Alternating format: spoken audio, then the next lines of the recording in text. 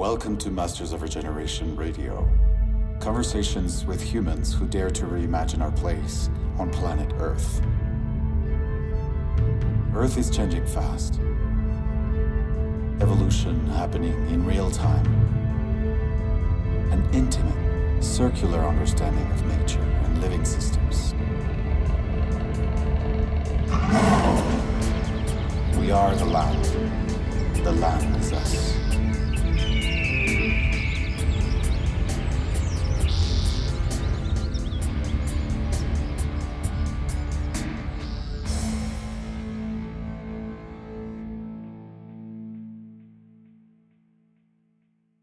Hey everyone, this is episode 30 of Masters of Regeneration Radio. This is your host, Tomas Reyes. I hope you're all safe and taking advantage of this time of crisis as best as you possibly can. We've been on lockdown for a little over a month in Bogota, Colombia, since March 17th. Today is Earth Day, April 22nd. The next few episodes I'm going to publish are a mini-series about essential generative questions. What kind of exploratory questions can we ask ourselves today to reimagine what we live for, how we relate to ourselves, to others, to nature? What do we need to see and understand that we haven't seen to reimagine the definitions that we give to our actions in the world, to the definitions we give to how we measure the collective values of our species? Essential questions such as, what is essential for living?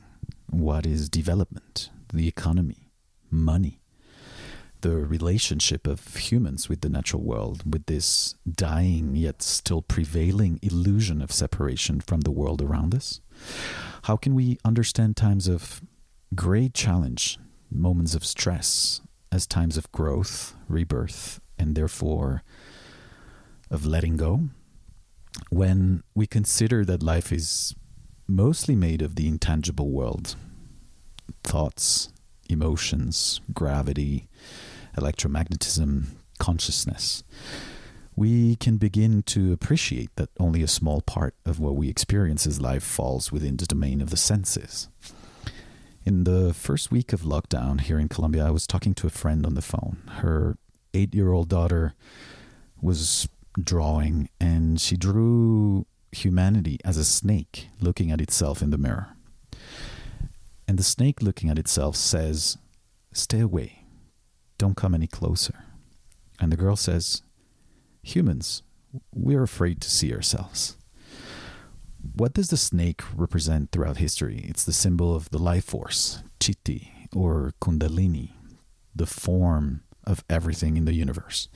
And it is also the symbol of wisdom and medicine. Here's a short paragraph by Swami Muktananda that I love on Chitti. See if you recognize yourself in these words. When the water goes into the lemon tree, it takes on the quality of lemon and becomes sour.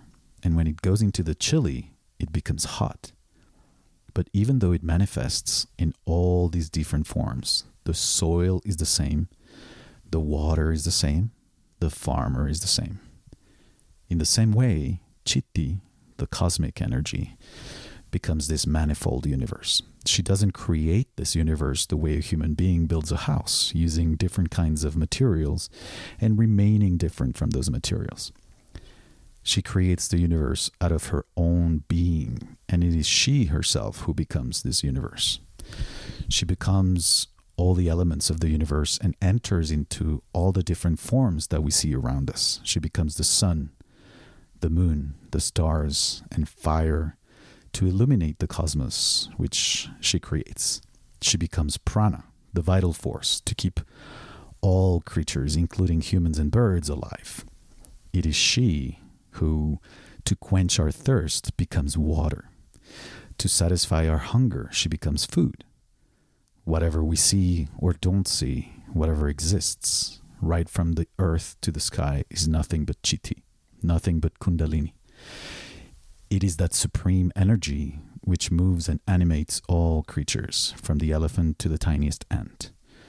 She enters each and every creature and thing that she creates, yet never loses her identity or her immaculate purity. Isn't that beautiful? So to come back to the idea of trying times in life that come with growth and detachment, there's a story I really enjoy by a rabbi from Brooklyn named Abraham Tversky. He says he was at the dentist, and while he was waiting, he was reading a magazine, and the title of one of the articles was, "How do lobsters grow?" His first reaction was, "Why do I care how lobsters grow?" But he gave himself the chance to take a look, right? So the lobster lives, this is the idea, the lobster lives in a rigid shell, and as the lobster grows, it feels under pressure because its shell starts to feel small. It has to get rid of it and hide to protect itself from predators while she grows her new shell. The stimulus for the lobster to grow is that it feels uncomfortable. And Abraham Tversky says, thank God the lobsters don't have doctors, because if they had them, they would never grow. They would go to the doctor who would give them a prescription for antidepressants, and they would feel nothing. The lobster would never leave its shell. What's this story telling us? That times of stress are indeed times of growth and rebirth, and therefore times of letting go, right? If you're listening and you're human and you live on planet Earth, you will undoubtedly have had intimate moments of great crisis and transformation throughout your life, times when life tested you, and through negative experiences, and I say negative and not bad experiences, which is different, life leads you to reconfigure yourself, to grow. What does it make you do? Life makes you look at what you have not allowed yourself to see, to organize your inner world and step up to the next level, to rescue your life, right? When that's happened, you've probably gone through a first moment of refusing the call to leave your ordinary world, right? Classic hero journey, first step. Until you can no longer deny it because life takes away everything that no longer serves you. Sound familiar? That's where we're at, I think, on a collective level. Since I was a child, I remember observing the world and wondering why humans lived like this. I felt strange, alien, like a foreigner in a land and culture he couldn't understand, right? And the last time I personally went through a moment of profound transformation, of shedding, was in mid-2017 when my ordinary world in Los Angeles collapsed. I can't explain how it happened, but life took away the magic carpet that I had been flowing on since 2014. And for a couple months, in a classic refusal of the call, I tried to hold on to the old, what I was used to doing. I wanted to regain that normality, that structure I was identified with. Until one day, the day I was going to do a test run with some new clients, my client called me and she said, we have to cancel. We had to evacuate because there's a large fire nearby. What was the fire called? It was called the Tomas fire, right? That day, I decided to listen to this message, and I understood that in order to grow, I had to, quote unquote, burn my previous reality, detach myself from what I was identified with, and answer the call to adventure. And this is in a nutshell how I started this podcast and how I returned home to Colombia. And that's how I started Masters of Regeneration in 2018, with the intention of connecting with others around the world to co-create a place where human knowledge and wonder and the exploration of new possibilities for a more balanced and healthier human relationship with the natural world could converge. What happens is that when you start to take an objective look at how we have used what we call natural resources, which are actually the natural systems that support life on Earth, that give us air, water, and food, everything that sustains life, it's inevitable that you begin to cross a threshold, the threshold of the ordinary world, of the illusion. There is a moment of refusal to answer that call, which is, like I said, classic of the hero's journey. And as you embark on your adventure of discovery, you start seeing that industrial food looks like food, but it's not really food. You start seeing the damage we have done to the soil, to the oceans, the air, our body, and everyone. And it's not easy. It's hard to digest. And at times you feel helpless. And that disconcerting feeling is not constant. It comes in waves, just like when we lose a loved one, and occasionally we get overwhelmed by this full awareness that that person is no longer physically here. But once you answer the call and cross that threshold that separates you from the adventure, you also meet guides and mentors, and more tests and synchronicities start happening. And you see that there are brave people creating a healthier world, honoring the essentials that life offers us, honoring nature, giving her her rightful place as our mother, the one who calls the shots. So in these last 2.5 years since I started Masters of Regeneration Radio, although we have seen a lot of change in direction and an emerging unity consciousness that has gradually started to let go of the collective separation consciousness, humanity had nonetheless remained distracted, addicted to escaping ourselves, busy, consuming in excess, disconnected from the objective reality of the undeniable limits of the biogeochemical balance of the planet, and disconnected from the power of this creative life force that is in each of us. And all of a sudden, boom, the pandemic shows up, right? The universe stops us and strips us naked. Here we are, isolated. Some of you are with your family, others alone. If 2020 is the year of perfect vision, what is perfect vision, I ask myself, without having seen what's hidden, without having uncovered the shadows of our models of reality and our personal ones? The pandemic brings with it a low mortality rate, but it's highly contagious, as you've seen.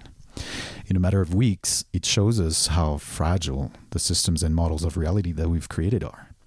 The illusion of control that we have as a species over nature, our excessive consumption, the assault on nature, extracting precious minerals, spraying her with toxins and excess of industrial nutrients, the incomprehensible attention we give to external things and the promise of a happiness that always eludes us. A few days ago, I was reading a book called Chaos by James Gleick, and I found this excerpt from the 50s and 60s of the 20th century when an unrealistic optimism prevailed over weather prediction. The newspapers and magazines of the time were full of hope in the ability of climate science not only to predict, but to modify and control it. The idea that human society would free itself from the complexity of weather and become its master instead of its victim. Scientists would learn how to make rain and how to stop it, right? And here we are 70 years later. Nature has just sent us all to our room to think about what we've done and to pause and hopefully stop living this unconsciously, disconnected from the rhythms and needs of the earth. This way of living distracted, irresponsible, sick, constantly nurtured by this separation illusion of sovereignty and control over the natural world, and fueled by this relentless thirst for more happiness in external form, basically. This pandemic clearly shows us that we're not in control, that we're not all powerful. Like you, I also have no idea when we'll be able to move, see each other in person, hug each other again. We're all feeling restless and lonely, perhaps. Life is community, but we're forced globally to imagine ourselves as a family of ultra-localized communities. We are reconnected to our place of belonging right here and right now. Paradoxically, I believe it's perfect, like an intervention. At a global level, we are forced to consider what's really essential and valuable in our lives: a roof, food, water, awareness, inner study, healing, community, respect, asking permission, and thanking the earth for the life it gives us, the adventure of recognizing ourselves, both individually and collectively, reimagining ourselves as a species and as creators of realities. What do we need to know today to let go of beliefs that no longer serve life and create a new system of living aligned to the health of the earth and everyone in it? That's the main question, the primordial question. The next months and probably years, we're going to see the most profound changes in the history of humanity as we know it, I think. How about this crisis for an accelerator? This is a time of great and profound remembering. Where do we put our valuable and creative attention? And our belief systems, such as capitalism, religions, governments, the intentions that inform how we live, everything is going to change. It is changing already. And if we give ourselves the opportunity to listen to the words with which we collectively describe global challenges, we can realize the power they have over our perception of reality. How they create the history of us, Homo sapiens. The narrative of fighting this virus so that we can return to normal does not work because it denies the responsibility and the power we have to create our story and the possibility of change at the expense of normal, a normal that no longer works. This narrative of you have to end this so that we can go back to normal is like asking myself, oh, why don't things work out for me? Why does this happen to me? Instead of asking myself, what does life want to show me through these negative reflections? What do I need to see and learn? What is this that I judge and experience as bad instead of negative trying to teach me? Those are the exploratory questions I'm interested in. What could happen if instead of saying, oh, I'm afraid, I'm angry, I'm sad, I'm happy, I chose to say, I choose to be angry, I choose to be sad, I choose to be happy, because that's how the world happens. Because you make a choice, because you own your creative power. It's just like the narrative of fighting climate change or hunger or poverty. All of that isn't there for us to fight, but to heal. And what do we do to heal? We turn inwards. These are the symptoms of our inner world. They're not enemies. They're very clear messages in the form of a reflection that something isn't in order within us. How does this relationship of your inner and outer world work? In order for the outside world to organize and unblock and heal, it presents you constantly, daily, with reflections based on how connected you are to the essence of your unique and authentic truth, that which belongs only to you inside, and how much you honor it with the decisions that you make at every moment. That is the paradox, that although we are going to experience a profound transformation as a species, the transformation is actually happening within each of us, right? You happen to the world, not the other way around. Or both. You're constantly creating this illusion that you experience as your reality, and vice versa. It's one and the same. And to experience a level of mastery over your reality, you must give yourself the opportunity to recognize yourself. Give yourself and the world the opportunity to be who you have always dreamt of being, beyond what your dad, your mom, your teachers, society, advertising, and your other perception editors have told you. But of course, as children, we built an identity based on all those external stimuli to secure love, attention, protection, and we adapted to survive. Thing is, these unconscious processes that have been deeply shaped by our childhood fears and traumas will keep on steering your life if you haven't recognized and named them, if you have not given them their place. They have been there with you, trying to show you why you have to heal in order to write your own story. But most of us have probably been too scared to look at them. What are those essential fears? Fear of being judged, unloved, abandoned, rejected. Fear of naming your needs and wants because you fear you'll be rejected. speaking your truth, fear of not fitting into a conditioned society. If you allow yourself, however, to cross that threshold, healing is on the other side. In that process, you recognize your creative power. The universe wouldn't present you with these tests if you didn't have the ability to respond. When you heal inside, you actually heal your ancestral lineage and you heal the future. You create a new timeline, basically. And like I said, paradoxically, the more you go inside to look at everything that you still have to heal, the more your world heals and organizes. Your world, the world, one and the same thing.